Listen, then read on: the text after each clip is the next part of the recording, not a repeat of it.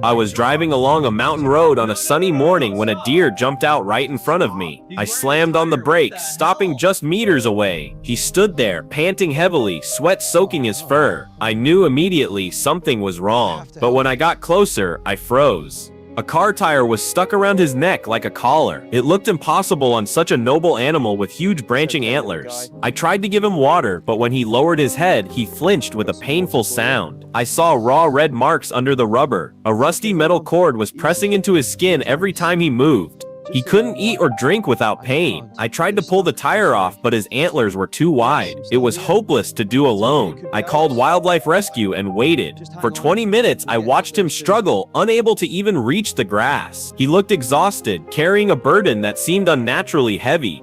The rescue vet arrived and assessed the situation. "He's been like this for a long time," he whispered. "Look at the fur worn away." He used a tranquilizer dart. Once the deer was asleep, the vet tried to move the tire. It wouldn't budge. It was packed solid with years of mud, pine needles, and stones like concrete.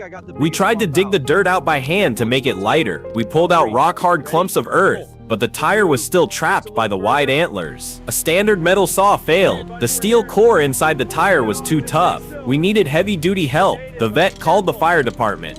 Firefighters arrived with hydraulic rescue jaws, tools usually meant for cutting cars apart. It was a delicate operation. One slip could hurt the animal. They found a jagged edge where we cleared the mud and clamped the jaws. We held our breath as the metal groaned. Then, a loud snap.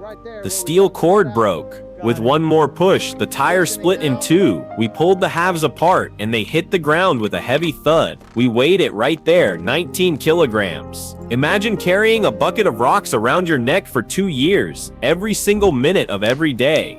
The vet treated the sore, red skin with antiseptic and healing ointment. Miraculously, there was no infection. He gave the antidote and we stepped back. The deer blinked, waking up. The first thing he did was lower his head to a puddle and drink. Long, deep gulps, finally free of pain.